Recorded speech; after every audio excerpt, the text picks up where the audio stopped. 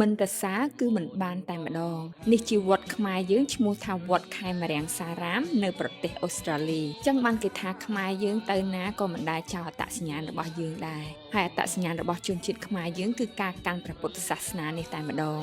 វត្តនេះកសាងឡើងនៅឆ្នាំ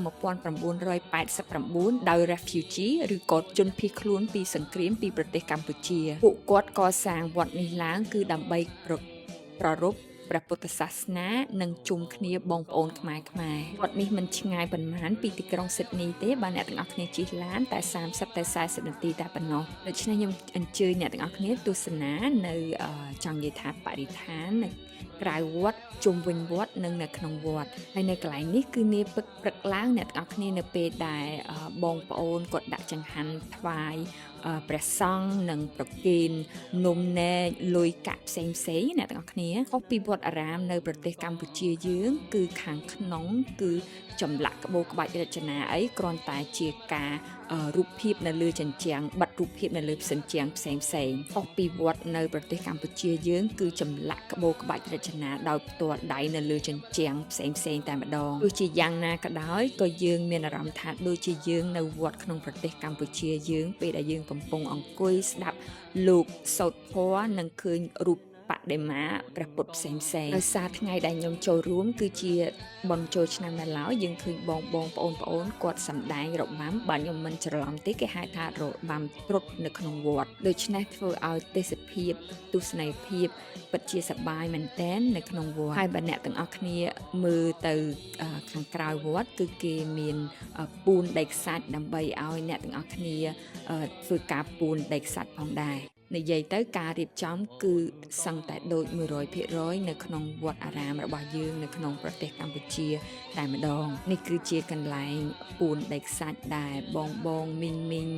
យាយគាត់ទៅដុតធូបនិងធ្វើការពួនដីខ្សាច់និងចូលជាបច្ច័យលុយផ្សេងផងដែរទោះជាវត្តនេះមិនសូវជាធំប៉ុន្មានក៏ដោយប៉ុន្តែវាគ្រប់គ្រាន់សម្រាប់បងប្អូនខ្មែរដែលរស់នៅក្នុងប្រទេសអូស្ត្រាលីហើយនេះគឺជាចំហៀងរបស់វត្តអ្នកទាំងអស់គ្នាបើយើងមើលទៅក្បូរក្បាច់រចនាគឺយើងមិនដឹងថានេះជាប្រទេសអូស្ត្រាលីទេគឺសឹងតែដូច 100% នៅក្នុងប្រទេសកម្ពុជារបស់យើងតែម្ដង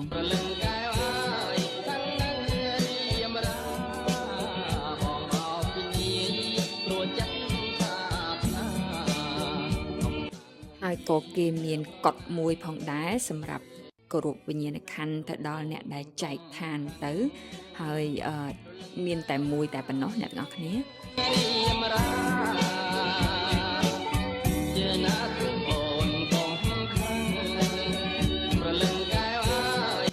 ហើយការសម្ដែងរបាំផ្សេងនៅក្នុងវត្តពិតជាពិសេសមែនទែនពីព្រោះខ្ញុំជឿថាក្មេងៗដែលគាត់កើតនៅប្រទេសអូស្ត្រាលីគឺគាត់មិនដែលបានទស្សនានៅរបាំផ្សេងដែល